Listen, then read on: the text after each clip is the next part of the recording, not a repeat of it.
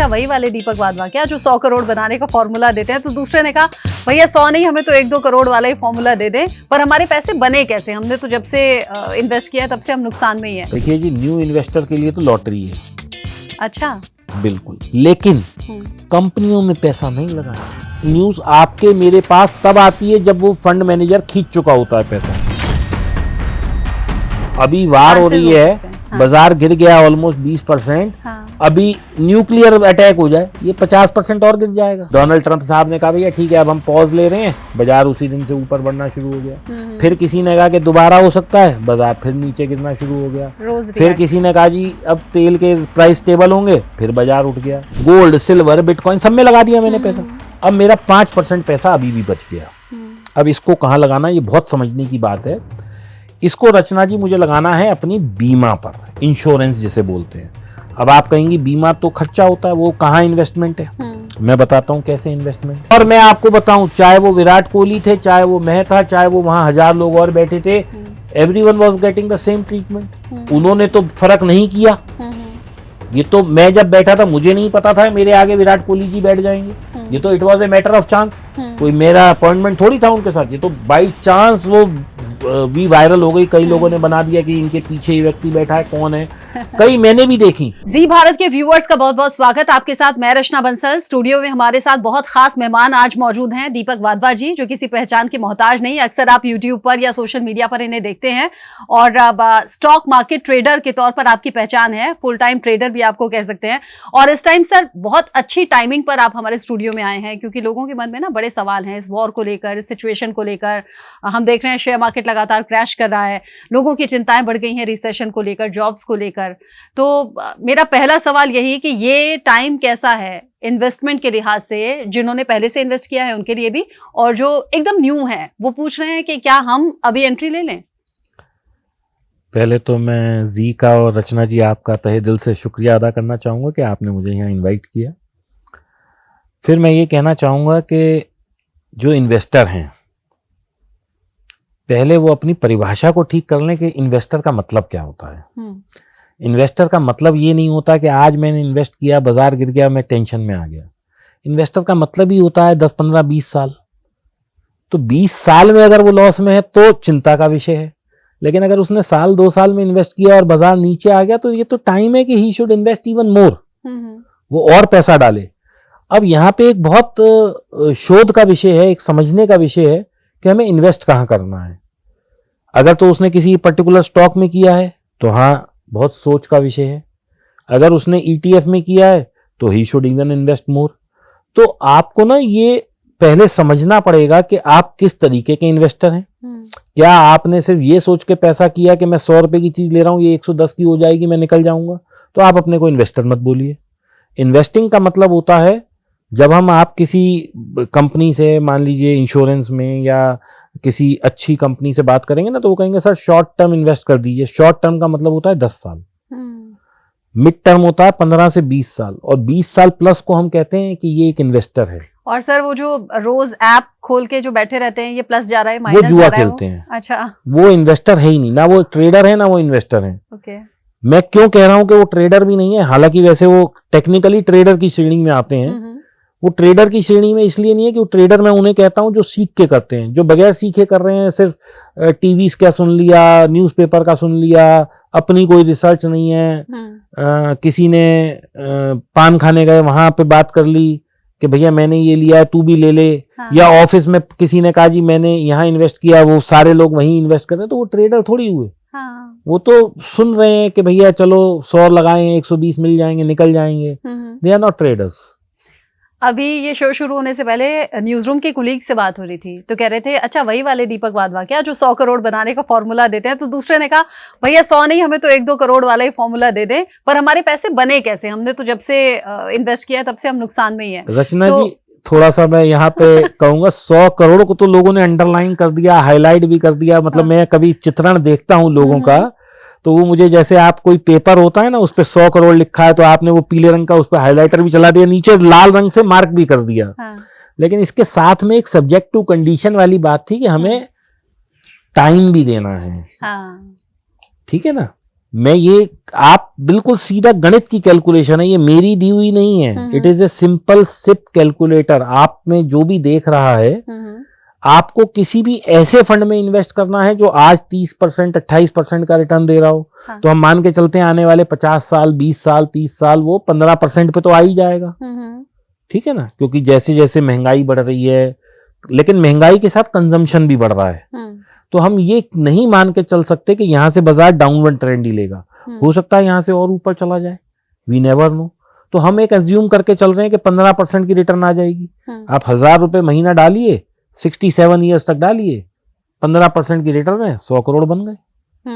सुनने में बहुत आसान है। 67 ईयर्स हो ही ना, जो देर से शुरू करे तो वो पैसा बढ़ा ले। भाई देखिए, 2 गुणा 2 4 होता है। हाँ। ये सबको पता है। या मैं इसको थोड़ा सा और इजी कर देता हूं, 2 गुना, चलिए 2 गुणा 2 4 होता है। अब आपको एक 4 को अगर मान लीजिए 10 लेके जाना है तो 2 को 5 से गुणा करना ही पड़ेगा। हाँ। अब 2 टाइम है और 2 वैल्यू है। हाँ। मतलब पैसे भी 2 रुपए हैं और 2 ही साल हैं, तो 4 मिल गए हमें। अब आपको एक 4 की जगह 100 की दरकार है तो 2 गुना 25 कर लीजिए। अब 25 रुपए भी कर सकते हैं और 25 साल भी कर सकते हैं। सही बात। A into B is equal to, मान लीजिए C है। हाँ, तो A पैसा है, B नंबर ऑफ ईयर्स हैं। तो आप या तो नंबर ऑफ ईयर्स बढ़ा लीजिए या पैसा बढ़ा लीजिए। यानी जो देर से शुरू कर रहे हैं वो थोड़ा इन्वेस्टमेंट बढ़ा दें, थोड़ा नहीं बहुत बढ़ाना पड़ेगा। हाँ। और अगर जो जल्दी अर्ली एज में शुरू जो कर रहे हैं, लोग अभी 17-18 साल के हैं, जो एडल्ट हुए हैं, हाँ। जिनको पॉकेट मनी मिलती है 1000, 2000, 5000, वो 1000 रुपए से शुरू कर देना, अपनी जर्नी अभी से ही शुरू कर दें, तो 100% वो 100 करोड़ तक पहुंच जाएंगे। लेकिन डिसिप्लिन से 67 साल भी जाना पड़ेगा। तो मेरा 100 करोड़ का जो फॉर्मूला है, मेरा कहना ये है कि आप शुरू करिए। हाँ। आप अगर कर पाए बहुत अच्छा है, नहीं तो अपने बच्चों को आदत डालिए। लेकिन 1 से 2 जनरेशन, यानी कि 60 साल में 1 जनरेशन आगे बढ़ जाएंगे आप। लेकिन वो जो 100 करोड़ बनेंगे वो जनरेशनल वेल्थ होगी। That will not be for 1 generation. 100 crore का ब्याज ही इतना आ जाएगा कि कई जनरेशन निकल सकती हैं। आज आप कोई भी घर ले लीजिए, मान लीजिए आज की तारीख में कोई भी आप प्रॉपर्टी लेते हैं तो जरूरी थोड़ी है वो 100 करोड़ तक पहुंचेगी। और फिर आप ले कितना रहे, आज मान लो आपका 1 करोड़ का घर उस टाइम में 100 करोड़ का हो भी जाए तो अभी आप 1 करोड़ लगा रहे हो। मैं तो कह रहा हूं 1000 रुपए डालो केवल। हाँ जी। तो आप उसको भी तो देखेंगे ना। अगर आप 67 साल तक 1000 रुपए हर महीना डाल रहे हो तो 8,04,000 रुपए ही तो डाले आपने। तो आज आप कोई 8 लाख की प्रॉपर्टी लेके सोचते हो 100 करोड़ पहुंच जाएगी? बताओ मुझे कौन सा एग्जांपल है आपके पास? नहीं है ऐसा। अच्छा सर, एक रिक्वेस्ट है मेरी, हमारे जो व्यूअर्स हैं, हम ये ध्यान में रखें कि मिडिल क्लास या लोअर मिडिल क्लास ज्यादा हमें देख रहे होंगे, क्योंकि उन्हीं को लगता है कि जॉब से पूरा नहीं पड़ रहा है, बिजनेस सही नहीं चल रहा है, तो हम एक्स्ट्रा इनकम के लिए ऐसा कौन सा जरिया ढूंढें। अब व्यूअर्स में भी उस तरह के होंगे जो पहले से कुछ तो ट्रेडिंग कर रहे होंगे, इन्वेस्ट कर रहे होंगे, कुछ होंगे बिल्कुल कुछ नहीं आता। तो अभी आपने ETF, एक जो ये टेक्निकल जो लैंग्वेज है, बहुत सिंपल भाषा में हमारे व्यूअर्स को समझाते हुए बताइएगा। और सबसे पहले तो मैं यही पूछ लूं आपसे, ये जो देश और दुनिया में होता है उसका मार्केट पर असर कैसे होता है? ये कैसे होता है कि मार्केट गिर गया या मार्केट उठ गया, इसका असर मार्केट पर कैसे होता है? पहले समझ लेते हैं कि इंस्ट्रूमेंट ऑफ इन्वेस्टमेंट्स है क्या क्या। सबसे आसान और सबसे प्रचलित तरीका जो है इन्वेस्टमेंट का वो है FD। हाँ। आपके पास पैसे हैं 10,000, 20,000, 50,000, वॉटएवर, आप बैंक में गए, आपने FD करा दिया, और आजकल तो सब मोबाइल पे अवेलेबल है, एप्स के थ्रू हो जाती है। हाँ। तो वहां आपको जो रिटर्न मिलती है वो 5 से 7% सालाना मिलती है। ये सबसे छोटा विकल्प है इन्वेस्टमेंट का, मतलब 500-1000 रुपए की भी FD हो जाती है। इसके बाद थोड़ा सा जो नौकरी पेशा है उसको PPF में 1-8% एक्स्ट्रा मिल जाता है। हाँ जी। तो वो लोग वहां पे विकल्प ढूंढ लेते हैं कुछ लोग। अब ये 6-7% की जो रिटर्न है ये हमारी इन्फ्लेशन को ही मुश्किल से बीट कर पाती है। यानी कि आज कोई चीज मैं 100 रुपए की ले रहा हूं, अगले साल जो महंगाई का दर बढ़ रहा है वो 107 की हो जाएगी। तो मैं इस पैसे को वहां इन्वेस्ट करता हूं तो ये मेरे 100 वाला जो खर्चा है वो 107 में अगले साल हो जाएगा। इसलिए हमें इंटरेस्ट देती है सरकार या कोई भी instrument, so that we can beat the rate of inflation. ये मूलभूत आधार है ब्याज का। ठीक है। अब 7% में तो जो हमने कमाया उतनी महंगाई बढ़ गई। तो हम खा क्या रहे हैं, फिर हमने बचाया क्या। तो इसलिए और इंस्ट्रूमेंट्स बने जो कि अवेलेबल है मार्केट में। ठीक है। लेकिन एफडी हम 1000 रुपए की भी कर सकते हैं, लेकिन अगर मैं आज आपसे कहूं गोल्ड भी एक इन्वेस्टमेंट का जरिया है, तो क्या आप 1000 रुपए का गोल्ड खरीद पाएंगे? जो 1.5 लाख रुपए तोले की चीज है, यानी कि 1.5 लाख रुपए का कितना है? 10 ग्राम। हाँ। 1 ग्राम कितने का है? 15,000 का। अब 15,000 में भी कितना आएगा? वो बाल बराबर। 1 ग्राम कितना होता है भाई? इतना जरा सा बिल्कुल पिंच ऑफ गोल्ड भी नहीं होगा वो। बिल्कुल नहीं। तो वहां पैसा चाहिए बड़ा। हाँ। लेकिन हमारे पास तो 1000, 2000, 5000 ही है। तो हमें फिर क्या हमारे पास विकल्प बचते हैं? उसके लिए एफडी बचती है, म्यूचुअल फंड बचता है, अब एक विकल्प प्रॉपर्टी भी है। लेकिन आज अब अगर आप दिल्ली एनसीआर की बात करें तो 1 करोड़ में भी कुछ नहीं आता आज की तारीख में। एक 2 बेडरूम फ्लैट भी आप सोचें नोएडा में कहीं ले लें, या गाजियाबाद में ले लें, या वैशाली में ले लें, या नोएडा से सटे सटे जगह में ले लें, 1 करोड़ में वो कहेगा भाई हटो यहां से, कुछ नहीं है। अभी मैं देख रहा था कुछ ऐसे प्रोजेक्ट्स भी नोएडा में लॉन्च हुए जो 30,000 से 40,000 रुपए फुट के हैं।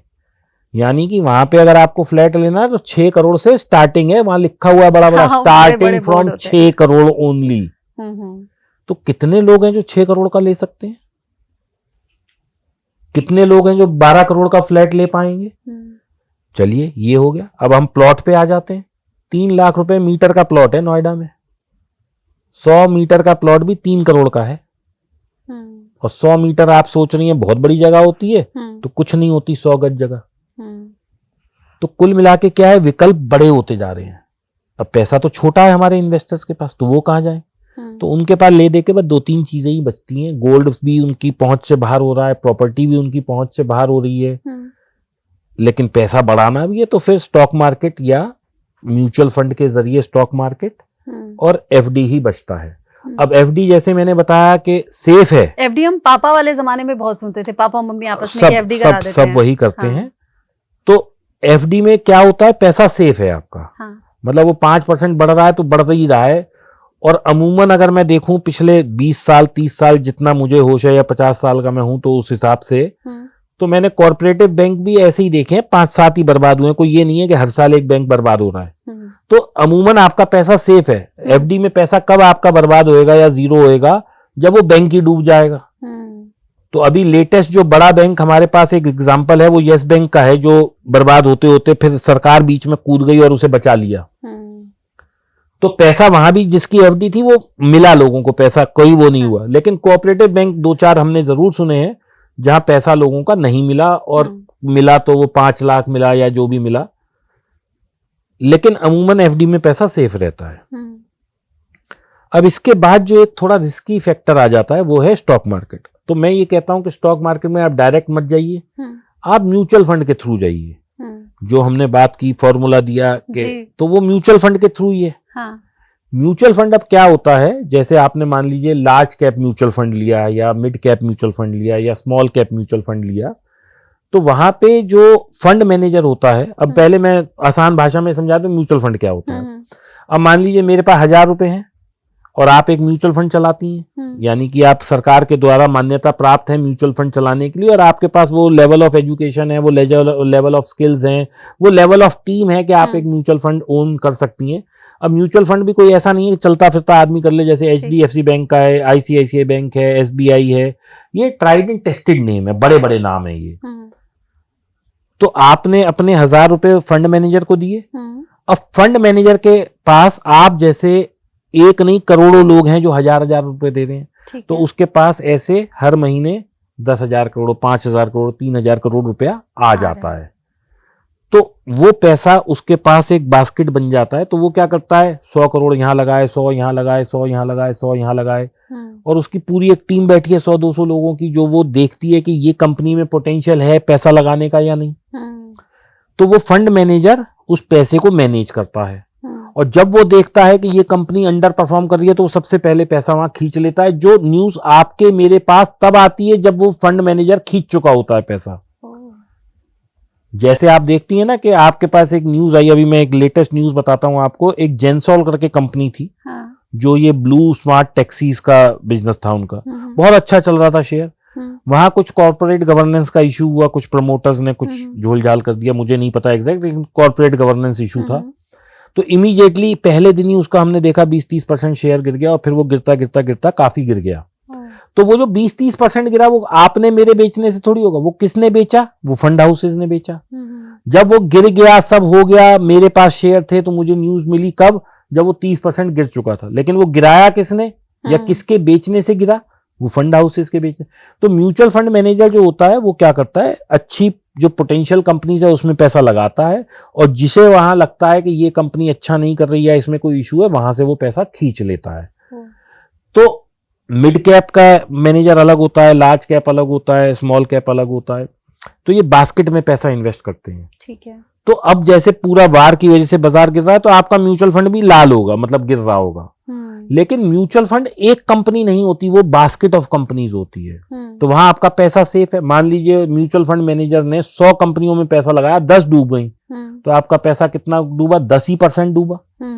लेकिन आपने जब लगाया तो आपने केवल उन्हीं 10 कंपनियों में लगाया डूबने वाली थी, आपका 100% कैपिटल डूब गई।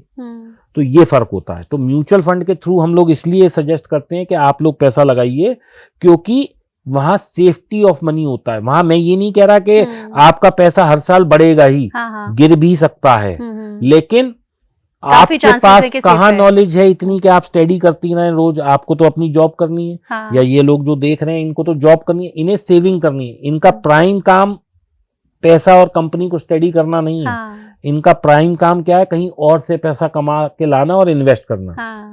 जबकि वो जो फंड मैनेजर बैठा है उसका अब तो नौकरी यही है ना। उसका तो काम ही यही है, सुबह आओ इस कंपनी को स्टडी करो, ये स्टडी करो, और उसके पास 100 लोगों की टीम है, 5500 कंपनियां हैं, वो तो स्टडी ही करते रहते हैं। उनके पास ये भी डेटा है कि इस कंपनी की सेल कितनी हुई, उनके पास ये भी है कि इस कंपनी का लॉस हुआ तो कितना हुआ, उसके पास ये भी है कि इस कंपनी का एट्रिशन रेट क्या है, उसके पास ये भी है कि इसका इस क्वार्टर में प्रॉफिट क्या आने वाला है, उसके पास ये डेटा भी है कि उसका जो है पी क्या चल रहा है, उसके पास ये भी है कि इसका एक्सपेंशन प्लान क्या है, उसके पास ये भी है कि इसका कैपेक्स क्या है। ये आपके और मेरे पास थोड़ी है। हम चाहें तो मिल जाएगा, लेकिन उसके पास तो डायरेक्ट एक्सेस है ना कंपनी की। जैसे ही इंफॉर्मेशन आई उसके पास इंफॉर्मेशन आ गई, बिकॉज वो 20 लाख रुपए, 40 लाख रुपए, या हो सकता है 40 करोड़ रुपए खर्च कर रहा है उस इंफॉर्मेशन को ड्रॉ करने के लिए, जो आप और मैं अफोर्ड ही नहीं कर सकते। तो इसलिए म्यूचुअल फंड के रास्ते यदि हम लोग इन्वेस्टमेंट करते हैं तो हमारा पैसा बढ़ने के चांस और प्रोबेबिलिटी बढ़ जाती है। सेफ्टी का तो वर्ड और गारंटी का तो वर्ड हम यूज ही नहीं कर सकते मैडम, क्योंकि हमें क्या पता है ये सेफ है या नहीं है। अभी वार हो रही है, बाजार गिर गया ऑलमोस्ट 20%।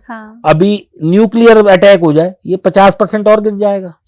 कोविड आया तो गिर गया था ना 50%। बिल्कुल। लेकिन बाजार की दोस्तों एक बहुत बड़ी खासियत होती है कि ये आज की न्यूज पे आज रिएक्ट करता है। जैसे हम लोग ह्यूमन बीइंग्स क्या करते हैं कि थोड़ा अटपटा सा एग्जाम्पल है, मेरा कोई दोस्त है, उससे मेरी लड़ाई हो गई, हमारे बीच में विवाद हो गया। अब मैं कई दिन तक इससे परेशान रहूंगा, यार मेरा अच्छा दोस्त था, चला गया मेरी लाइफ से, नहीं मैं जी पा रहा उसके बगैर, या गर्लफ्रेंड के बगैर नहीं जी पा रहा ब्रेकअप के बाद। तो लोग ना जी पे लगा लेते हैं और 1-1 साल तक डिप्रेशन में रहते हैं। मार्केट कहता है भाई आज की बीमारी आज ही है। जैसे वार हो रही थी, रोज अटैक हो रहा था, बाजार रोज गिर रहा था। डोनाल्ड ट्रंप साहब ने कहा भैया ठीक है अब हम पॉज ले रहे हैं, बाजार उसी दिन से ऊपर बढ़ना शुरू हो गया। फिर किसी ने कहा कि दोबारा हो सकता है, बाजार फिर नीचे गिरना शुरू हो गया। फिर किसी ने कहा जी अब तेल के प्राइस स्टेबल होंगे, फिर बाजार उठ गया। इसका एक बहुत अच्छा एग्जांपल किसी को देखना है तो कोविड आ रहा है, रोज बाजार गिर रहा था। जिस दिन न्यूज आ गई कि इंजेक्शन बनेगा, उसी दिन से बाजार कभी भी रुका नहीं, बाजार ऊपर ही चलता गया। जबकि पहली वेव जब आई थी तो 100% लॉकडाउन था, कोई मर नहीं रहा था। लेकिन दूसरी वेव में लाखों लोग मर रहे थे, लेकिन एक उम्मीद की किरण थी कि बाजार में अब इंजेक्शन आ गया, ये ऊपर जाएगा। मतलब लोग बच जाएंगे, दुनिया बच जाएगी। उसी दिन से बाजार ऊपर चल गए। तो बाजार क्या है? हमेशा फॉरवर्ड लुकिंग है। इंसान क्या है? बैकवर्ड लुकिंग है। आदमी अपने दुख में दुखी होता रहता है, आगे की भविष्य नहीं देखता। बाजार हमेशा भविष्य देखता है, पीछे का दुख नहीं देखता। अच्छा, आपने कहा कि अभी वॉर की वजह से मार्केट डाउन है और सब रेड में साइन दिखा रहा है, मतलब सब लॉस में चल रहे हैं। जो लॉस में चल रहे हैं वो क्या करें, थोड़ा पेशेंस रखें, इंतजार करें क्या? और जो न्यू इन्वेस्टर हैं, क्या उनके लिए ये टाइम मुफीद है, अच्छा है कि अब मार्केट डाउन है तो इन्वेस्ट कर लो, खरीद लो शेयर? देखिए जी, न्यू इन्वेस्टर के लिए तो लॉटरी है। अच्छा, बिल्कुल, लेकिन कंपनियों में पैसा नहीं लगाना। अच्छा, बास्केट में पैसा लगाना है। मुझे नहीं पता कि ये कंपनी वार से कितना इफेक्ट होने वाली है, हाँ, लेकिन मुझे ये पता है कि निफ्टी ऊपर जाएगी, क्योंकि देश बढ़ रहा है ना, ग्रो हो रहा है देश। हाँ, देश तो अच्छा ही है ना हमारा, ग्रो हो ही रहा है ना, और सालों साल ग्रो हो रहा है। और इस तरह की गिरावट, मैं तो कहता हूं अभी तो कुल 20 ही गिरा है। हमने तो 50% वाली गिरावट पिछले 20 साल में 5 बार देखी है। मैं 1990 से आपको देता हूं। 1990 में चलते हैं तो 1992 में हर्षद मेहता कांड हुआ, बाजार गिरा टम। उस वक्त भी इन्वेस्टर्स को लग रहा था अब तो खत्म ही हो जाएगा, सब समाप्त हो जाएगा, बढ़ा ना वहां से। फिर उसके बाद 95-96 में कितने हमारे यहाँ स्कैम हुए, कभी चारा घोटाला, कभी कोई घोटाला, कभी कुछ घोटाला, कभी 3G स्कैम, कभी 2G स्कैम, बाढ़ लगा के स्कैम आए, हाँ, बाजार गिरा, हाँ, फिर बढ़ गया। 2000 में .com बबल आया, बाजार गिरा, फिर बढ़ गया। 2008 में फिर जगत मंदी आई, जिसको कि हमें सबको याद है कि लेमन ब्रदर क्राइसिस, सब प्राइम क्राइसिस यूएस में हुआ था। फिर बाजार हमारा गिरा था 50%, फिर बढ़ गया। फिर उसके बाद धीरे धीरे डगमगाता रहा, कांग्रेस का राज था, फिर मोदी जी आए, फिर थोड़ा संभला। 2016 में मोदी जी ने ही अनाउंस कर दी कि भैया आज रात को भाइयों और बहनों नोटबंदी हो रही है, हाँ, फिर बाजार गिरा। हाँ, तो these are reactions of market. यहाँ तक कि इलेक्शंस तक का असर होता है। इलेक्शंस तक का असर होता है, क्योंकि जब बाजार को लगता है कि अब मोदी जी नहीं आएंगे, स्टेबल गवर्नमेंट नहीं आएगी, मिलीजुली सरकार आएगी, यानी कि मोदी जी ने कहा ये करेंगे तो वो पीछे वाला कहेगा नहीं भाई ये नहीं करेंगे, हाँ, तो इससे क्या होता है, मार्केट में रिएक्शन आता है, मार्केट को डर लगता है। लेकिन जैसे ही कंफर्म होता है कि सरकार आ गई, फिर मार्केट बढ़ जाता है। तो होता क्या है, मार्केट की जब भी कोई नेगेटिव न्यूज आती है, मार्केट उस पर रिएक्ट करता है। जब मार्केट को लगता है कि भैया अब स्टेबल है, तुरंत मार्केट उसको पॉजिटिव रिएक्शन देता है। अब हम आते हैं 2016 के बाद 2020 में फिर कोविड आया, हाँ, फिर बाजार गिरा, फिर अब बढ़ता ही जा रहा है, बढ़ता। अब एक्चुअली फॉल का एक रीजन चाहिए ही था। हाँ, ये थोड़ी है कि बाजार आसमान में भागता ही जाएगा। अगर ऐसा होता तो जो निफ्टी 100 पॉइंट से शुरू हुई थी, आज वो कई लाख होनी चाहिए थी। लेकिन मार्केट का बेसिक प्रिंसिपल है, पैसा बढ़ेगा, फिर करेक्शन आएगा, फिर बढ़ेगा, फिर करेक्शन आएगा, फिर बढ़ेगा, फिर करेक्शन आएगा, और ये चलता रहेगा। हम 20% में आज घबरा रहे हैं। कोविड में तो हमने 50% के करीब फॉल देखी थी जी। तब तो भी लोग घबरा रहे थे, हाँ। बढ़ा ना बाजार। आपकी बातों से कम जो व्यूअर्स हमारे साथ में जुड़े हुए हैं उनकी घबराहट काफी हद तक कम हो गई होगी। मैं भी ये बात जाकर न्यूज रूम में बताने वाली हूँ कि घबराने की जरूरत नहीं है। लेकिन जो नए इन्वेस्टर है, आपने कहा लॉटरी है इस टाइम जी, तो वो करें क्या, कैसे इन्वेस्ट करें? म्यूचुअल फंड के थ्रू, ईटीएफ के थ्रू इन्वेस्ट करें। ईटीएफ में क्या होता है, निफ्टी का जो ईटीएफ है वो 50 कंपनियों का समूह है, वो उसमें इन्वेस्ट करता है। अच्छा। स्मॉल कैप में निफ्टी का जो वो है, मिड कैप जो है वो करीब 150 कंपनियों का, मिड कैप 150 बोलते हैं उसे, उसमें इन्वेस्ट करता है। स्मॉल कैप वाले बहुत सारी स्मॉल कैप कंपनीज में इन्वेस्ट करते हैं। तो ये आप क्या करते हैं, एक बास्केट में इन्वेस्ट करते हैं। जैसा मैंने कहा कि 10% मार्केट कंपनियां हो सकती है जीरो भी हो जाएं, हाँ। तो वो म्यूचुअल फंड मैनेजर डिसाइड करेगा ना, मैं कैसे डिसाइड करूं। मेरा हाँ। काम है एक फंड में पैसा लगाना, मुझे बस इस पे लगाते जाना है, ठीक है। और अर्चना, मैं उन लोगों से कहता हूं जिनके पास पूंजी कम है और जिनके पास स्टेडी कम है, वो डायरेक्ट स्टॉक मार्केट में पैसा ना लगाएं। अगर उन्हें खुद से खरीदना है तो ईटीएफ खरीदें। निफ्टी का ईटीएफ है, स्मॉल कैप ईटीएफ है, मिड कैप ईटीएफ है, उसमें पैसा लगाएं। और नहीं समझ में आता तो फंड मैनेजर को दे दो भाई म्यूचुअल फंड। अब म्यूचुअल फंड में भी वही है, निफ्टी का ईटीएफ मतलब large cap mutual fund, mid cap का म्यूचुअल फंड मतलब mid cap Nifty mid cap में अगर आप पैसा लगाते हैं ईटीएफ में, तो that is 100% same to mid cap mutual fund. और स्मॉल कैप का ईटीएफ में लगाते हैं तो स्मॉल कैप वो है, यहाँ पे आप खुद मेहनत कर रहे हैं, वहां फंड मैनेजर मेहनत कर रहा है, वो उस मेहनत का आपसे आधा % या 1.25% कुछ, मतलब 1.25 से 1.25% तक की मैनेजमेंट फीस ले रहा है। यहाँ पे आप कोई फीस नहीं लग रही है, बस ये फर्क है। म्यूचुअल फंड में आप डिसिप्लिन वे में आपकी सिर्फ हर 10 तारीख को कटनी है तो वो कटती रहेगी। इसमें आप कई दफा समझ लगाने लग जाते हैं कि यार अभी तो बाजार ऊपर है, इस बार 10 तारीख को नहीं लेते, गिरेगा तो लेंगे, पता लगता है वो 100 वाली चीज 120 हो गई, अब आप हाथ मल के बैठ रहे हैं यार उस वक्त 100 में ही ले लेते। तो इसलिए मैं कहता हूँ discipline investing is always better. गिर रहा है तो भी लेते रहो, बढ़ रहा है तो भी लेते रहो। और जो लोग स्टॉक मार्केट में या म्यूचुअल फंड में पैसा लगा रहे हैं, अगर उनका विजन ये है कि भैया मैं तो रोज देखूंगा, रोज परेशान होऊंगा, अरे मेरा पैसा हरा हो गया, बीपी अप डाउन करूंगा, वो लोग कृपया दूर रहें। उनके लिए एफडी ठीक है। अगर आपके अंदर perseverance to see this loss and profit नहीं है और आपके पास 15-20 समय तक साल का समय भी नहीं है, तो ये मार्केट आपके लिए नहीं है। Because you cannot capture bottom of the market and you cannot capture top of the market. ये नहीं हो सकता कि 100 का बॉटम है तो मैं 100 पे खरीद लूं और 120 का टॉप है तो मैं 120। आप 100 वाला 105 में खरीदेंगे और 120 वाला 115 में बेचेंगे। सर, अपनी इनकम का कितना % हमें इन्वेस्ट करना चाहिए कायदे से? मतलब और जेंजी तो बड़ी शिकायत करते हैं कि रचना जी मुझे सैलरी हमारी बड़ी छोटी है, बचत कुछ होती नहीं है, बताता इन्वेस्ट कहाँ से करें? देखिए, ये परसेंटेज जो लोग बताते हैं वो आपको बेवकूफ बनाते हैं। अच्छा। अब मैं इसका बताता हूं मैं आपको। कोई आदमी, हम 5 एग्जाम्पल ले लेते हैं, 3 एग्जाम्पल लेते हैं। ठीक है। एक आदमी है जो 20,000 रुपए कमा रहा है। हाँ। वो तो 5% 10% पैसा भी नहीं बचा पा रहा, तो वो 10% लगाएगा। लेकिन एक आदमी है जो 2 लाख कमा रहा है और वो सिर्फ पति पत्नी है, अभी उनका बच्चा नहीं है, तो वो तो 1.5 लाख बचा पा रहे हैं। और एक व्यक्ति है जो 2 लाख कमा रहा है लेकिन उसके 2 बच्चे भी हैं। हाँ। वो भी 10% भी नहीं कमा पा रहा, क्योंकि बच्चों की फीस दे रहा है, वाइफ के खर्चे उठा रहा है, अपने उठा रहा है, गाड़ी घर की EMI भी दे रहा है, वो भी नहीं बचा पा रहा। अब एक आदमी है जो 10 लाख कमा रहा है महीने का, उसके भी 2 बच्चे हैं, गाड़ी है, घर है, बीवी है, सब है, लेकिन वो 4 लाख कमा पा रहा है। तो अब इसमें परसेंटेज हम कैसे डिसाइड करेंगे? तो हम इससे मुक्त हो जाते हैं। भाई आप जो भी बचा रहे हो उसको कैसे लगाना है वो समझ लो, ठीक है ना? हाँ। आप ये छोड़ दो कि क्या बचा रहा है, ये बचाने वाला काम हम अपनी ऑडियंस पे छोड़ देते हैं। तुम 20,000 कमा रहे हो तो तुम 5,000 बचा लो, तो वो तुम्हारे हैं, हमारे तो है नहीं। हम तो किसी से कोई पैसा लेते ही नहीं। हम सिर्फ सलाह दे रहे हैं आपको कि आप इसको वाइजली इन्वेस्ट कर लें, ताकि आपको, आपकी पत्नी को, आपके बच्चों को एक अच्छा उस इन्वेस्टमेंट का फायदा मिल पाए। और दोस्तों, मैं फिर कहूंगा, इन्वेस्टमेंट का मतलब होता है 15, 20, 30 साल की इन्वेस्टमेंट। ये जो हर 1 साल में आपको चाहिए कि वो मिलता रहे मेरे दिमाग को बूस्ट, वो इन्वेस्टमेंट नहीं होती दोस्तों, वो जुआ या वो होता है। अब इसमें भी आप लोग सोच के देखना, लोग इन्वेस्टमेंट को कैसे कहते हैं कि यार मैंने ना ये 1 करोड़ का वो लिया था फ्लैट, और जब मैंने लिया था तो ये 6,000 रुपए फुट का रेट था। हाँ। मैंने अपने तो 10 ही लाख डाले, बाकी 90 लाख मैंने EMI डलवा ली।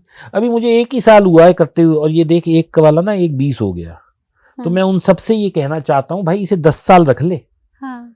तो ये क्या 1 वाला 20, फिर 20, फिर 20, फिर 20, बढ़ते बढ़ते क्या 3 करोड़ हो जाएगा 10 साल में। हाँ।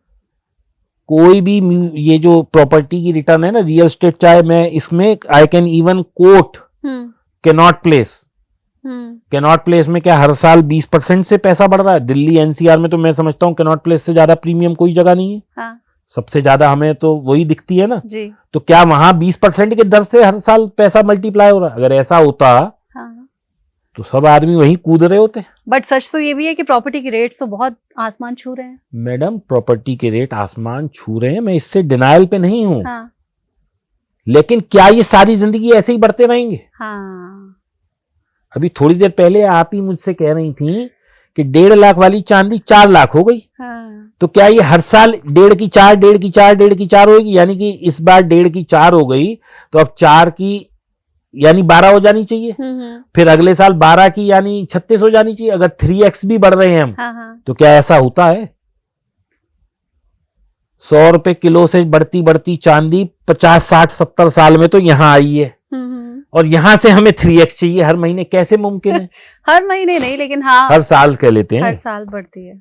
नहीं पॉसिबल है। देखिए क्या होता है, हर किसी की जिंदगी में बाहर आती है, ऐसे ही इन्वेस्टमेंट्स में भी बाहर आती है। अच्छा। किसी साल ऐसा सोना चांदी में आई, हाँ सोना चांदी में आई, लेकिन उस बाहर का फायदा कौन उठा पाया? जिसने 1.5 लाख में चांदी ले ली थी, लेकिन 1.5 लाख में खरीदने वाले तो थे ही नहीं ना लोग। उन्हें तो लगता था ये तो क्योंकि 1.5 लाख से 1 लाख से 1.5 लाख आने में उसने 10 साल लगा दिए थे, तो लोगों को लगा ये तो रिटर्न ही बहुत कम देती है, तो किसने ली थी? 1.5 से जब वो 3, 3.5 आ गई, तब टीवी में, न्यूज़पेपर में सब एक यूफोरिया बनाया गया, कह रहे भैया ये तो 10 लाख हो जाएगी। तो लोगों ने तो अक्सर जितने लोग इस वक्त चांदी में फंसे हुए हैं वो तो सब 3 और 4 के बीच के फंसे हुए हैं। 1.5 से जब 3 आई तो लोगों ने ली नहीं।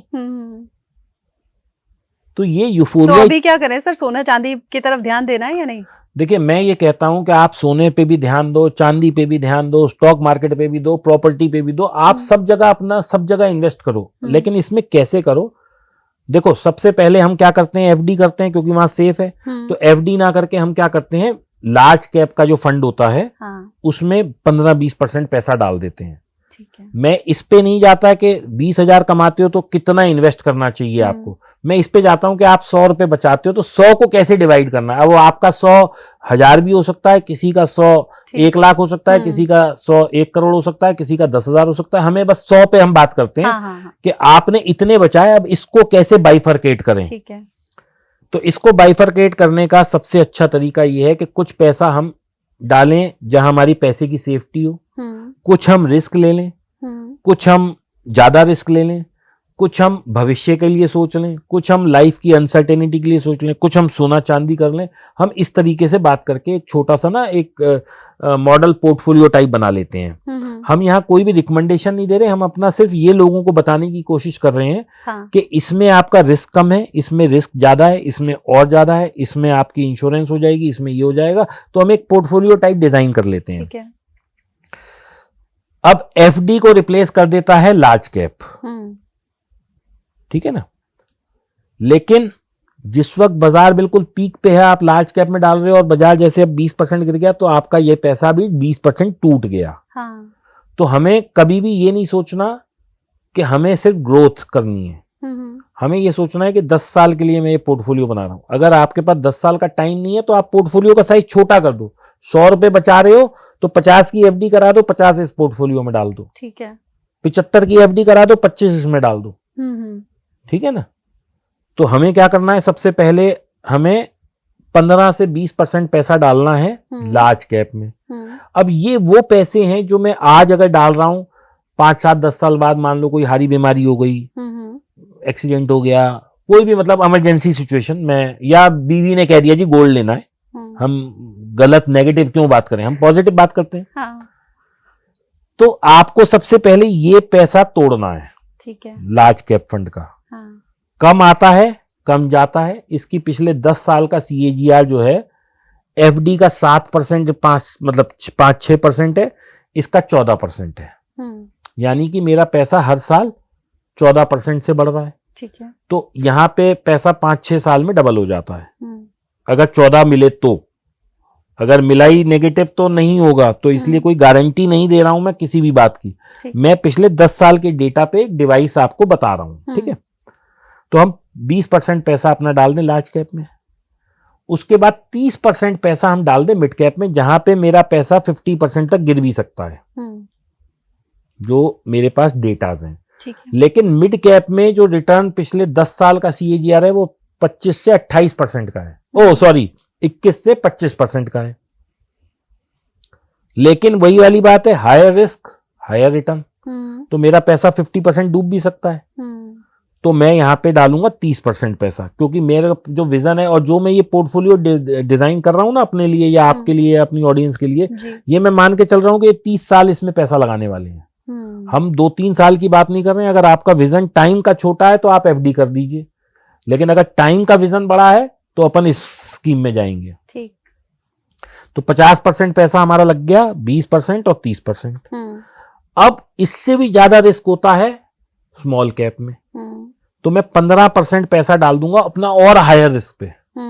अब ये मैंने बाइफरकेशन कैसे की है रचना, इसके पीछे एक बहुत ही मतलब मेरी जो अप्रोच है वो एक साइंटिफिक अप्रोच है।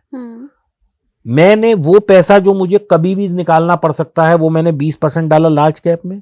उससे मैंने ज्यादा रिस्क ले लिया मिड कैप में, और इससे कम रिस्क लिया अमाउंट का, यानी कि ये स्मॉल कैप में मेरा पैसा 0 हो सकता है, लेकिन मेरा लार्ज कैप और मिड कैप मुझे 15-20% कमा के दे रहा है। तो अगर ये 15 0 हो गया और वहां से 15 आ गया तो मेरी कैपिटल लॉस नहीं होगी। तो मैंने इसलिए ऐसे करा। तो 20, 30, 50 और 15, 65, ये 65% मैंने पैसा डाल दिया इसमें। अब इससे भी ज्यादा हाईली रिस्क इंस्ट्रूमेंट है गोल्ड और सिल्वर। अब से पहले नहीं होते थे, ये हेज इंस्ट्रूमेंट कहते थे, लेकिन अभी 4 लाख वाली चांदी जब 2 लाख आ गई या 2.5 लाख आ गई तो ये भी हाईली रिस्की है। तो मैं 10% इसमें डाल दूंगा और 10% गोल्ड में डाल दूंगा। 10% तो गोल्ड का ETF आता है, सिल्वर का ETF आता है। यानी कि आपको अगर गोल्ड बाय करना है तो आप 500 रुपए से भी गोल्ड बाय कर सकते हैं डिजिटल फॉर्म में। सर आजकल तो बहुत चलता है ना, लोग कहते हैं, कुछ तो पेड प्रमोशन वाले भी मैंने वीडियोस देखे हैं कि रोज 50 रुपए का सोना खरीद लो, आप सीधा 5000 का नहीं खरीद सकते। तो दोस्तों मैं ये कहना चाहूंगा, ये जितने भी पेड प्रमोशन होते हैं ये कहीं ना कहीं स्कैम के जरिए होते हैं। बेटर है कि आप सिंपल जो NSE कह रही है, लार्ज कैप का म्यूचुअल फंड लीजिए, मिड कैप का म्यूचुअल फंड लीजिए, स्मॉल कैप का म्यूचुअल फंड लीजिए, गोल्ड और सिल्वर का ETF लीजिए, किसी भी ब्रोकर के यहाँ खाता खुलवा लीजिए। जो और ब्रोकर भी कैसे सिलेक्ट करना है, मैं उसके लिए नाम नहीं ले सकता किसी ब्रोकर का। गूगल पे जाइए, वहां लिखिए टॉप 5 ब्रोकर्स ऑफ इंडिया, जो पहले 5 आए उनमें से कहीं भी खोल लीजिए, सारे अच्छे हैं। क्योंकि टॉप 5 हैं तो इसका मतलब अच्छे हैं, तभी 5 में आ रहे हैं ना। तो बट वो कैलकुलेशन क्या है सर कि रोज 50 रुपए का सोना खरीदो? नहीं खरीदना। तो अच्छा नहीं है वो ठीक कुछ नहीं करना आपने। ऐसे किसी मतलब हमें ना, अगर 50 का ही रोज खरीदना है तो 1500 का एक बार खरीदेंगे, लेकिन खरीदेंगे 1500 का। ये 50 वाले वो लॉजिक देते हैं, आज जो गोल्ड का रेट है वो आगे बढ़ जाएगा तो आज 50 रुपए वाला कल 100 का हो जाएगा। लॉजिक तो मैडम 4 लाख जब चांदी थी तब भी लोग दे रहे थे, वो कहाँ हैं अब लोग? जो 2.5 लाख चांदी आ गई और लोग फंस गए, इतना नुकसान हो गया। फंसे तो बहुत लोग हैं। तो अभी सोना चांदी को लेकर आप 10% डालेंगे ना। ठीक, मान लीजिए मैंने 100 रुपए बचाए, तो मैंने सबसे पहले 20 रुपए लार्ज कैप, फिर 30 रुपए मिड कैप, फिर 15 रुपए स्मॉल कैप, 65 रुपए लग गए मेरे। अब मेरे पास कितने बच गए? 35 रुपए। 35 में मैंने 10 डाला गोल्ड में, 10 डाला सिल्वर में। अब बाकी जो 10 मेरे पास बचे, इसमें मैं और एक हाईली रिस्क इंस्ट्रूमेंट ले रहा हूं, उसको कहते हैं क्रिप्टो करेंसी, यानी कि बिटकॉइन। अब वहां भी 5500 कॉइन है, तो मुझे सिर्फ बिटकॉइन में ही पैसा लगाना है, मैं और किसी कॉइन में नहीं लगाऊंगा, क्योंकि सबसे ज्यादा बड़ा जो मार्केट कैप है वो बिटकॉइन का है, राजा है वो कॉइन्स का। तो भैया मेरे को बस उसमें ही पैसा डालना और किसी में दिमाग नहीं लगाना। तो रचना जी आप समझने की कोशिश करिए कि हमने किया क्या। जब हमने पैसा लार्ज कैप में लगाया तो यानी कि टॉप 50 कंपनीज में हमने पैसा लगा दिया। जब हमने मिड कैप में लगाया तो 150 उससे छोटी कंपनी में लगा दिया, और जब स्मॉल कैप में लगाया तो और, यानी कि मेरे पास 5500 कंपनी है अगर पूरे हिंदुस्तान में, या 6000 कंपनी है, तो मैंने टॉप की 250 कंपनियों में पैसा लगा दिया, जो अपनी श्रेणी में सारी मास्टर है। तो मैं बेस्ट के साथ जाऊं ना, मैं क्यों उन कंपनीज में जाऊं जिनकी परफॉर्मेंस कम है? क्यों ऐसा मैं कह रहा हूं? मान लीजिए आज एक कंपनी है, कंपनी ए और कंपनी बी। ए टॉप 250 या 500 में आ रही है और कंपनी बी नहीं आ रही। अब जो फंड मैनेजर है उसका क्या काम है कि अगर ये कंपनी बी जो है इसमें कहीं नहीं आ रही और वो अच्छा कर रही है, तो वो इसको वहां ले जाएगा और उसमें से जो सबसे खराब परफॉर्मेंस दे रही होगी उसको बाहर कर देगा। उसका तो काम ही यही है ना। फंड मैनेजर का क्या काम है? एलोकेशन ऑफ मनी, यानी हमारा रिस्क कम हो रहा है। हमारा रिस्क कम हो रहा है। तो you will always be with the best companies. ठीक, तो इसलिए मुझे बेस्ट के साथ जाना है। मेरे पास सेकंड लाइन ऑफ एक्शन है ही नहीं। तो मैंने 95% पैसा अपना, हर कोई, अब बाजार में कोई ऐसा इंस्ट्रूमेंट नहीं रह गया जिसमें मैंने पैसा नहीं लगाया। बड़ी कंपनी, छोटी company, Majholi company, gold, silver, bitcoin, सब में लगा दिया मैंने पैसा। अब मेरा 5% पैसा अभी भी बच गया। अब इसको कहां लगाना, ये बहुत समझने की बात है। इसको रचना जी मुझे लगाना है अपनी बीमा पर, इंश्योरेंस जिसे बोलते हैं। अब आप कहेंगी बीमा तो खर्चा होता है, वो कहाँ इन्वेस्टमेंट है? मैं बताता हूं कैसे इन्वेस्टमेंट है। अपना उदाहरण दूंगा मैं, और किसी का नहीं दे रहा। मैं पिछले 20 साल से 20,000 रुपए सालाना दे रहा हूं अपने मेडिक्लेम पे। तो मैंने कितना दिया पिछले 20 साल में? 4 लाख रुपया, क्योंकि हर साल 20,000 रुपए दे रहा हूं, 20,000 दे रहा हूं। आज से 3-4 साल पहले मैं एक ही बार बीमार हुआ पिछले 20 साल में अब तक, और एक ही बार का मेरा हॉस्पिटल बिल था 12 लाख रुपए का। तो मैंने 4 लाख दिए, 12 लाख मिल गए, और अभी भी मेरा बीमा कंटिन्यू है। हालांकि मैं अभी भी दे रहा हूं 20,000 रुपए। तो मेरे लिए वो कमाई हुई या खर्चा हुआ? कमाई हुई। मैं दूसरा एग्जांपल देता हूं, मैं हर साल देता हूं करीब करीब 25,000 रुपए अपनी टर्म इंश्योरेंस पे, और 20 साल से मैं दे रहा हूं। कितना पैसा दिया मैंने? 20 साल से 25,000 कितना हुआ? 5 लाख रुपए। लेकिन अगर मैं आज भी चला जाऊं तो मेरी फैमिली को मिलेगा 1 करोड़ रुपए। तो ये इन्वेस्टमेंट हुई या ये खर्चा हुआ? इन्वेस्टमेंट। मेरे हिसाब से, आपके हिसाब से, सबके हिसाब से ये इंश्योरेंस खर्चा ही है, लेकिन मेरी फैमिली की सेफ्टी है। आज 12 लाख रुपए चलो मेरे पास हैं, उस वक्त नहीं होते जिस वक्त मैं एडमिट हुआ था, तो मेरे घर वाले कहां जाते, किसके आगे हाथ फैलाते? सही बात। आज मेरे को कुछ हो जाए और मेरे पीछे लाइबिलिटीज हैं, तो उनको एक छोटा सा मतलब बेनिफिट तो है ना। तो इसलिए insurance should be a part of your portfolio. तो इस तरीके से जब हम अपने 100 रुपए को डिवाइड करेंगे तो ये एक वेल डिजाइन पोर्टफोलियो बन जाता है, जिसमें आपका रिस्क भी है, रिटर्न भी अच्छा है, आपका लाइफ भी कवर है। क्योंकि ये तो किसी को नहीं पता ना कि आज मैं 2 साल कर रहा हूं और उसके बाद बुलावा आ जाए ऊपर से। सही बात। तो आपने इसमें हर एंगल को कवर कर लिया। ठीक है। तो मैं समझता हूं ये एक बहुत अच्छा पोर्टफोलियो डिजाइन है। लेकिन फिर भी मैं आपकी ऑडियंस से कहूंगा कि अपने फाइनेंशियल एडवाइजर से फिर भी सलाह ले लें। हाँ। क्योंकि हम कोई स्टॉक की रिकमेंडेशन नहीं कर रहे हैं, हम सिर्फ मोटा मोटी तौर पे बता रहे हैं कि कहाँ पे आपका पैसा कैसे इन्वेस्ट होना चाहिए। सर, कुछ लोग ये सवाल करते हैं, कुछ लोग बिजनेस में हैं या फिर जॉब में हैं, और जब वो शेयर मार्केट के बारे में ऐसा कुछ एक्साइटेड होकर सुन लेते हैं तो उन्हें लगता है कि जॉब साइड में रखो या छोड़ दो, हम तो फुल टाइम ट्रेडिंग करते हैं तो यहाँ से ज्यादा अच्छे पैसे बन जाएंगे। क्या ऐसा करना चाहिए? मैं उन लोगों से एक बात पूछना चाहता हूँ, ये वैसे जहन में मेरे भी आया था। तो अपने आप को आज शीशे के सामने खड़े हो जाना और उन सब लोग अपने आप से ये सवाल पूछें कि ये जो व्यक्ति शीशे के सामने खड़ा है ये ज्यादा समझदार है या श्री मुकेश अंबानी ज्यादा समझदार हैं, या अडानी जी ज्यादा समझदार हैं, या रतन टाटा जी ज्यादा समझदार थे? सवाल का जवाब मिल जाएगा। जब मुकेश अंबानी जी 20 लाख करोड़ की कंपनी लगा के कंपनी चला रहे हैं, उन्हें नहीं दिख रहा मार्केट में इतना पैसा बन रहा है? अगर मार्केट में इतना ही पैसा बन रहा होता तो उनको क्या मतलब मतलब समझदार तो है ही ना वो, जो इतना बड़ा देश का भार उठाए बैठे हैं, लाखों लोगों को रोजगार दे रहे हैं, करोड़ों लोगों की उनके थ्रू दिनचर्या चल रही है, व्यवसाय उनका चल रहा है, डायरेक्टली और इनडायरेक्टली रिलायंस से जो जुड़े हुए हैं। भाई मैं समझता हूँ 1-2 लाख लोगों को तो डायरेक्ट एम्प्लॉयमेंट है।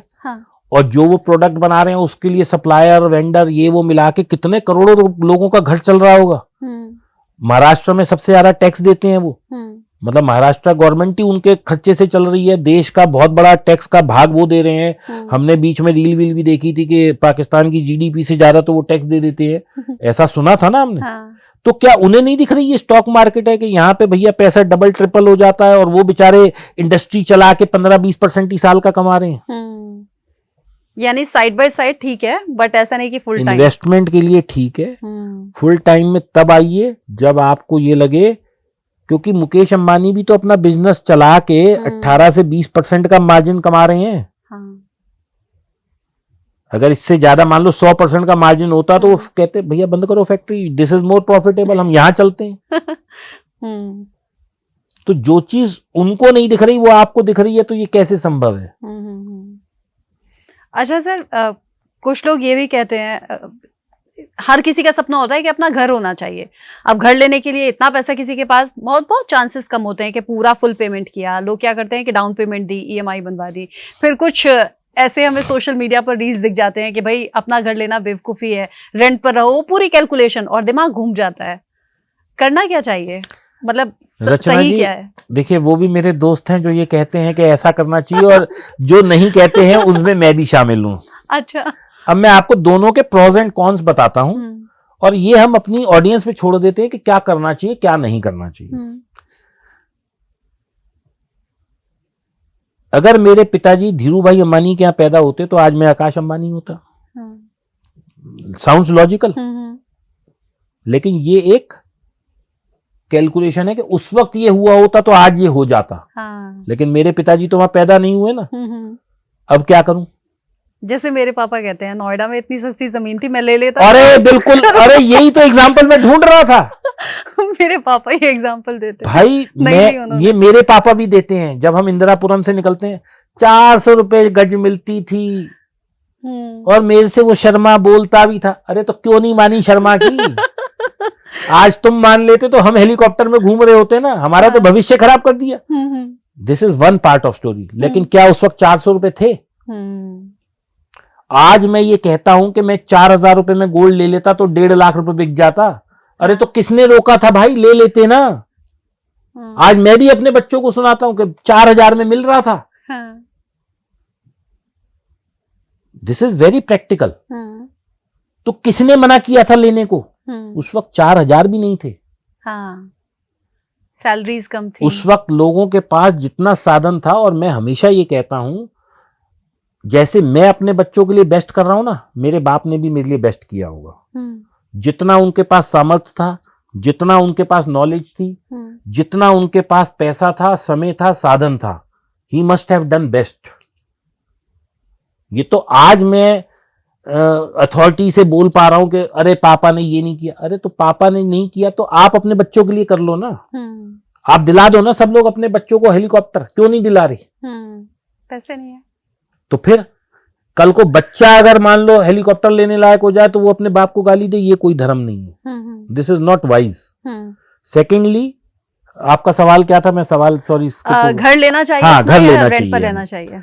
देखिए, जो लोग ये कहते हैं कि घर नहीं लेना चाहिए, वो आपको क्या कैलकुलेशन बताते हैं कि मैंने ये घर इतने का लिया था, आज ये इतने का हो गया, ये पैसा मैंने म्यूचुअल फंड में लगाया होता तो आज ये इतने 100 करोड़ हो जाते।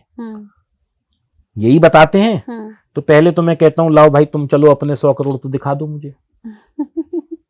गलत तो नहीं कह रहा। तुमने घर नहीं बनाया तो 100 करोड़ का पोर्टफोलियो दिखा दो। एम आई साउंडिंग लॉजिकल और नॉट? चलिए, अब हम एग्जाम्पल ए लेते हैं और एग्जाम्पल बी लेते हैं कि एक व्यक्ति है जिसने की घर लिया और एक व्यक्ति है जिसने म्यूचुअल फंड लिया। ठीक है, क्योंकि देखिए क्या होता है रचना जी, पास्ट की कैलकुलेशन करना सबसे आसान काम होता है। किसी पे यूं उंगली उठाना सबसे आसान काम होता है, लेकिन वो भूल जाते हैं कि जब मैं ऐसे उंगली उठा रहा हूं तो 4 मेरी तरफ भी आ रही हैं। आज मैं पीछे मुड़ के देखता हूं तो मैं कहता हूं 4000 रुपए गोल्ड था और आज 1.5 लाख हो गया। 10,000। मैंने तो अपनी जिंदगी में 4000 रुपए चांदी भी देखी है। 4000 रुपए किलो की बात कर रहा हूं मैं। तो क्यों नहीं ली मैंने? Because at that point of time I was not finding value in that. ठीक है कि नहीं? 4000 रुपए गोल्ड का मतलब हो गया 4 लाख रुपए किलो। जिस वक्त मेरी शादी हुई थी उस वक्त 4000 रुपए ही था गोल्ड। और क्या उस वक्त मेरे पास 4 लाख नहीं थे? थे। तो मैंने क्यों नहीं ले लिया 100 किलो गोल्ड? तो इसलिए वहां पे उस वक्त वैल्यू नहीं दिख रही थी, इसलिए नहीं ली। अब ये रेट बढ़ गए तो सब हम गाते फिर रहे हैं। तो ये कोई लॉजिक नहीं है। दूसरी चीज, घर पे आते हैं कि घर लेना चाहिए या घर नहीं लेना चाहिए। और घर ना लेके अगर म्यूचुअल फंड में इन्वेस्ट की होती तो आज ये 100 करोड़ हो जाते। ये सिर्फ कैलकुलेशन है, इसके अलावा कुछ नहीं है। क्योंकि उनके पास भी इसका वो नहीं है कि मैंने उस वक्त घर ना लेके ये लिया होता। ये म्यूचुअल फंड की भी जो हवा है ना, ये पिछले 10-5 साल से, ये कोई 25 साल पहले म्यूचुअल फंड में इन्वेस्ट भी नहीं करता था। अब हम आते हैं एग्जाम्पल 1 ए जिसने घर लिया और एग्जाम्पल बी जिसने घर नहीं लिया, म्यूचुअल फंड शुरू किया। तो हम आते हैं पहले जिसने घर लिया। ठीक है, इस व्यक्ति ने घर ले लिया, किस्तें बांध दी। 1 लाख रुपए, हम राउंड फिगर के लिए 1 लाख की बात कर लेते हैं। ठीक है, 1 करोड़ का घर लिया और उसकी 50,000 या 1 लाख की किस्त बन गई। डाउन पेमेंट दे दी। अब हम सिनारियो ना थोड़ा सा, जैसा मैंने बताया कि हम लोग ये सोचते हैं कि 100 की चीज भी 120 हो जाएगी, हम बेच लेंगे। हम कभी भी नेगेटिव पॉइंट नहीं सोचते। अब मैं एक नेगेटिव बात करता हूं कि इस व्यक्ति ने भी घर लिया, इसने म्यूचुअल फंड लिया, इसने 2 साल किस्त दी, इसने 2 साल म्यूचुअल फंड दिया, इसकी डेथ हो गई 2 साल बाद, इसकी भी डेथ हो गई 2 साल बाद। अब हम एनालाइज करते हैं कि कौन फायदे में है। इसके पास, इसकी परिवार के पास छत है। जब इसने घर लिया तो बैंक ने कहा होगा भैया घर का बीमा करा ले, क्योंकि तू तो कभी भी जा सकता है, हमें अपना पैसा सेफ चाहिए। बैंक ने बोला होगा ना। तो इसकी फैमिली के पास हमेशा छत रहेगी। इसकी बीवी बच्चों को ये टेंशन नहीं है कि हमें कोई घर से निकाल देगा। इसकी बीवी को सिर्फ ये है कि मेरे को अब बच्चों की परवरिश करनी है, उसको छत की परवाह नहीं है, उसको ईएमआई की टेंशन नहीं है, उसे सिर्फ अपने बच्चों का लालन पालन करना है।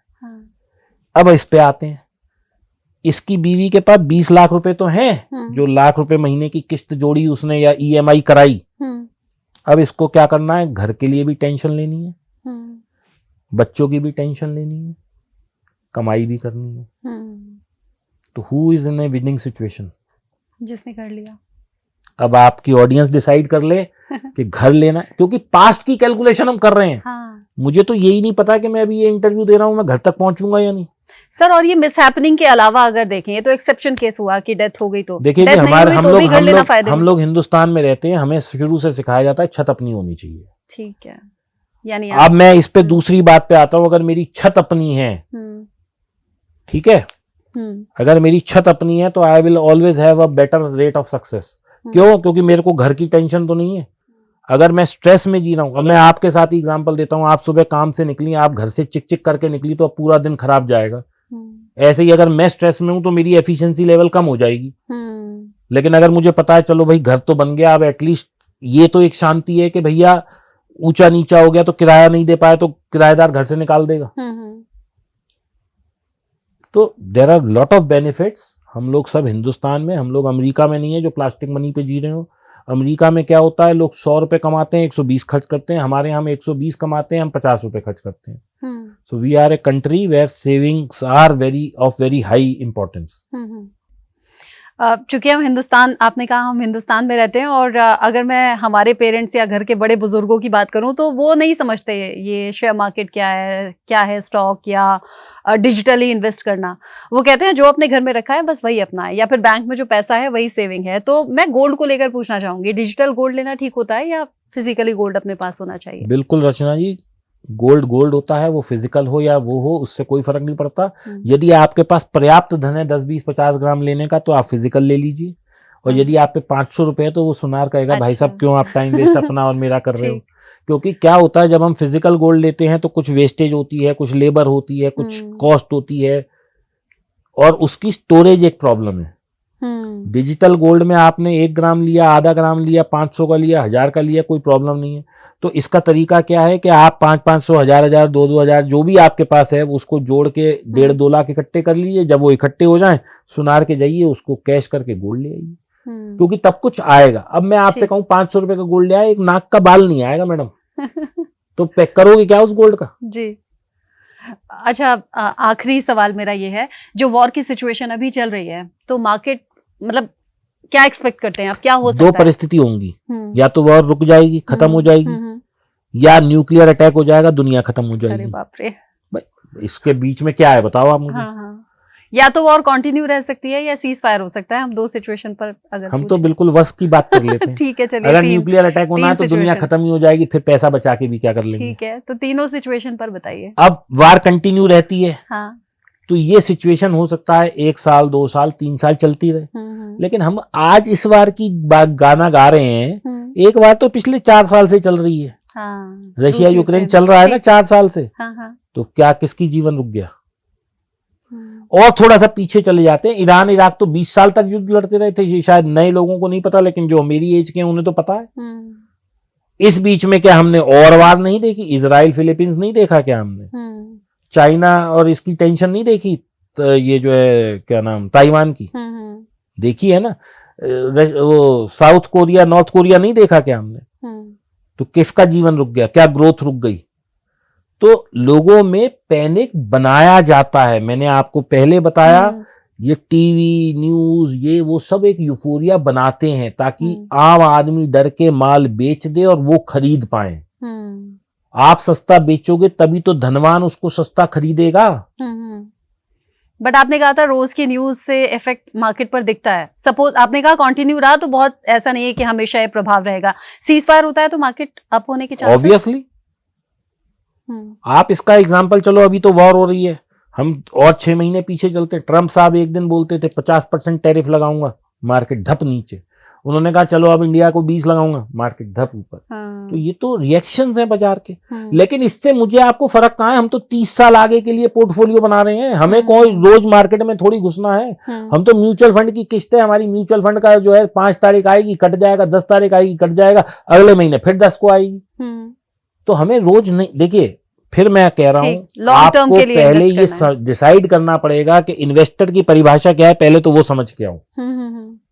रोज का नहीं देखना है, रोज का नहीं देखना के लिए इन्वेस्ट कर देना है।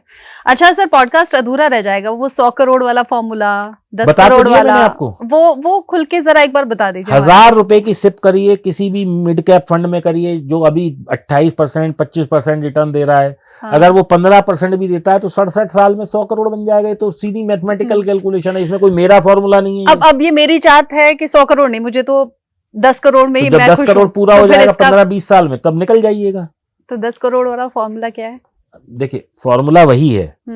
अब मैंने तो 1000 इस हिसाब से बताया आपके और चैनल पे कि कोई रिक्शा पुलर भी है ना, या कोई दिहाड़ी मजदूर भी है, वो भी 1000 रुपए लगा सकता है। और सर इसको चेक कैसे कर सकते हैं, हमारे व्यूअर्स के लिए बताइए, ये सिप कैलकुलेटर में कैसे? गूगल पे जाइए, सिप कैलकुलेटर लिखिए, सिप कैलकुलेटर डाउनलोड कर लीजिए, उसमें 1000 रुपए की सिप डालिए, 15% की रिटर्न डालिए, 67 ईयर्स डालिए, 100 करोड़ आ जाएगा। तो ये आसान तरिका है, लेकिन ये कोई गारंटी नहीं है। देखिए मैं आपको बताऊं, अभी हम तो 15 कैलकुलेट कर रहे हैं, मिड कैप ने हो सकता है 20 दे दिया, तो ये जो मैं 67 साल बता रहा हूँ ये हो सकता है 40 साल पे हो जाए। और हो सकता है 15 की जगह वो 12% ही रिटर्न दे तो 5 साल उधर बढ़ जाए। So you are not sure. कभी भी स्टॉक मार्केट की जो रिटर्न होती है वो एजम्प्टेड होती है, कंफर्म नहीं होती। आपसे बात करके मैं तो बहुत इंस्पायर हो गई हूँ, और मैं लॉन्ग टर्म के लिए इन्वेस्ट करने वाली हूँ। और मुझे भी ऐसे ही कान में ये बड़ा सा सॉलिटेयर पहनना है, और हाथ में जो 8-10 कैरेट का आपने सॉलिटेयर पहना है, ये मैं भी पहनूं और हमारे व्यूअर्स भी पहने, और आपकी जितनी भी बातें हैं उन्हें हम अपने जीवन में अपनाएं।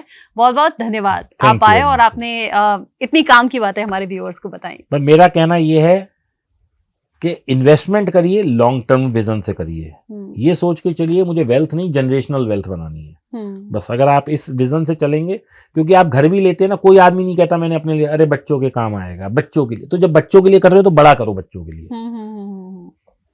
और आर्थिक संतुष्टि के साथ साथ आध्यात्मिक संतुष्टि भी जरूरी होती है, क्योंकि ये अपना अपना बिलीफ है। आप प्रेमानंद महाराज के पास गए थे, इसीलिए वो फोटो वायरल हुई थी, तो न्यूज रूम में कुछ लोग बात कर रहे थे कि पूछ लेना कि पैसा काफी नहीं होता क्या? अगर ऐसा होता तो मैंने ना अभी थोड़े दिन पहले एक व्यक्ति को देखा था, वो गए थे भगवान के मंदिर में, उन्हें अंबानी जी कहते हैं। और मैं हर 15 दिन में एक वीडियो देखता हूं कि कभी वो सिद्धि विनायक जा रहे हैं, कभी बालाजी जा रहे हैं, कभी कहीं। देखिए क्या है, दिस इज अ बिलीफ, और बिलीफ सिस्टम के अगेंस्ट कोई बोलता है तो वो जो है ना वो रिलीजियस रॉइट हो जाते हैं। मेरा बिलीफ है भगवान में, मेरी आस्था है किसी महासंत में, मेरी आस्था है किसी एक छोटे से मंदिर में। अब मैं आपको एक एग्जांपल देता हूं, देखिए रचना जी। लोग जाते हैं कि भाई हम एक बहुत बड़े मंदिर में जा रहे हैं। मैं खाटू श्याम जी का एग्जांपल दे लेता हूं। तो खाटू श्याम जी में लाखों लोगों का हजूम लगता है, हम वीडियोस में देखते ही हैं। तो वो that is a belief system. अगर आज मैं किसी को कहूं भाई वहां मत जाओ, यहां चले जाओ, तो लोग कहेंगे ये पागल है, लोग मुझे मारेंगे। ठीक है ना? तो हमें किसी के बिलीफ सिस्टम को हर्ट नहीं करना। आपकी आस्था किसी भगवान में, आप उसको मानिए। मेरी आस्था इस भगवान में, मैं इसको मानूंगा। मेरे को लगता है ये संत अच्छा बोलते हैं, मैं वहां चला गया। तो this is a belief system. आपको जहां शांति मिलती है, जहां आपको जाके अच्छा लगता है, वहां जाइए। मैं किसी को ये नहीं कहता, मैं तो कई दफा उसमें भी चला जाता हूं, ये जो क्या नाम है निजामुद्दीन पे जो दरगाह बनी हुई है, मैं कभी चर्च भी चला जाता हूं। तो this is a belief system. मुझे जहां अच्छा लगता है मैं वहां जाऊंगा। We are a country of secular people. हम लोग बिल्कुल हर धर्म को रिस्पेक्ट करते हैं। तो मैं ये नहीं कहता कि इसको करो, इसको, आपको जहां जाके अच्छा लगे। मुझे वहां जाके अच्छा लगा, मैं चला गया। आपको किसी और गुरु को अच्छा लगता है, वहां चले जाइए। तो और इसका पैसे से कोई लेना देना नहीं है। अच्छा, मतलब प्रेमानंद महाराज ने कोई फॉर्मूला नहीं बताया पैसे कमाने का। पैसे से मतलब कि मेरे पास इतने पैसे हो तो मुझे यहाँ जाना है, इतने पैसे हो तो मैं वहां क्यों गया, ये कोई सिस्टम नहीं है। ठीक ठीक। क्योंकि प्रेमानंद जी हो या कोई भी महाराज हो, वहां ये टिकट नहीं कट रही कि भैया 1 करोड़ वाला यहाँ बैठेगा, 10 लाख वाला यहाँ बैठेगा, 1000 वाला यहाँ बैठेगा, रिक्शे वाला यहाँ बल्कि बैठेगा, विराट मजदूर कोहली यहाँ आपके बैठेगा। आगे बैठे थे, बल्कि सब नीचे ही बैठते हैं सब वहीं। और मैं आपको बताऊं, चाहे वो विराट कोहली थे, चाहे वो मैं था, चाहे वो वहां 1000 लोग और बैठे थे, everyone was getting the same treatment. उन्होंने तो फर्क नहीं किया। ये तो मैं जब बैठा था मुझे नहीं पता था मेरे आगे विराट कोहली जी बैठ जाएंगे। ये तो it was a matter of chance, कोई मेरा अपॉइंटमेंट थोड़ी था उनके साथ। ये तो बाई चांस वो भी वायरल हो गई, कई लोगों ने बना दिया कि इनके पीछे ये व्यक्ति बैठा है, कौन है। कई मैंने भी देखी, ठीक है, लेकिन मुझे नहीं पता था कि वो वायरल भी होने वाली है, क्योंकि हमें तो पता, क्योंकि वहां आप फोटो तो खींच ही नहीं सकते। तो it is matter of chance कि वो बैठे थे, मैं भी उसी दिन पहुंच गया। और मेरे साथ 3 और भी क्रिएटर गए थे, मुझसे बड़े क्रिएटर भी गए थे। वो इधर उधर स्प्रेडेड थे, क्योंकि वहां क्या है, जैसे आप गए तो उनके सेवादार हैं, उन्होंने कहा आप यहाँ बैठ जाइए, आप यहाँ बैठ जाइए, आप यहाँ बैठ जाइए, और कोई किसी को जानता तो है ही नहीं। मेरे साथ वाले जो बैठे थे वो आगे बैठ गए, मैं पीछे बैठ गया, कोई कहीं बैठ गया, और मेरा अपना बेटा जहां बैठा था वो तो कैमरे में ही नहीं आया। अगर मेरे को ये पता होता कि मेरी फोटो वायरल होना, मैं अपने सबसे पहले अपने बेटे को नहीं बिठाता जिसके साथ में गया था, अपनी पत्नी को नहीं बिठाता। तो कुल मिला के क्या, it is a matter of chance की बात। और दूसरा, पैसे का धर्म और आस्था से कोई लेना देना नहीं है। मेरी आस्था किसी भगवान में है, हो सकता है मेरे यहाँ जो ऑफिस में पियन हो उसकी आस्था मेरे से ज्यादा हो किसी भगवान में। तो ये कहीं वो नहीं है कि अगर मेरे पास आज पैसा है या मेरे पास पैसा नहीं है तो मैं प्रेमानंद जी के जाऊंगा या कहीं जाऊंगा। और आपने देखा होगा, जैसे प्रेमानंद जी इज वन एग्जांपल, ऐसे वो एक और है ना, जो क्या नाम है उनका, जो हनुमान जी का बोलते हैं, क्या मैं नाम भूल रहा हूँ, बागेश्वर धाम जी। उनके कितने दसियों लाख लोग आते हैं। ऐसे ही वो एक और भी हैं वृंदावन में, जिनका मेरे साथ एक वो भी है, पॉडकास्ट भी है, पूकी महाराज जी ने बोलते हैं, अनिरुद्धाचार्य जी। तो उनकी कितनी फैन फॉलोइंग है। तो अब वो तो जब सामने बैठे हैं तो वो तो नहीं कहते भैया तू 1 करोड़ वाला है, तू 5 लाख वाला है, तू 2000 वाला है। उनके लिए तो सब यजमान है, सब उनके भक्त हैं। बट आपने बीच में बोला था ना, एफिशिएंसी आपकी वहीं से आती है, आप मेंटली स्टेबल रहें तो आप काम बेहतर कर पाते हैं। देखिए, मैं रचना जी ये कहता हूं कि आप किसी भी रिलीजन को फॉलो करें, किसी भी धर्म को फॉलो करें, सबसे बड़ा धर्म है कि आप जग कल्याण करें। आप अपने लिए ये सोचे कि मेरी लाइफ से किसी और को कुछ फायदा मिल रहा है, मैं तो उसको मानता हूं सबसे बड़ा भगवान, जो कि आप कर भी रहे हैं। मैं कोशिश पूरी करता हूं। मैं किसी से कोई पैसा नहीं लेता, कोई मेरे से आता है सीखने, मैं उसे सिखाता हूं, मैं उसे बताता हूं। मैं कोशिश करता हूं कि मैं ज्यादा से ज्यादा सोसाइटी को दूं ताकि लोगों का भला हो। बहुत अच्छा लगा आपसे बात करके, और बड़ी काम की आपकी बातें हैं। Thank you very much. हम उम्मीद करते हैं कि व्यूअर्स की जिंदगी में कुछ पॉजिटिव बदलाव आएगा ये पॉडकास्ट देखकर। आना चाहिए। Thank you so much sir.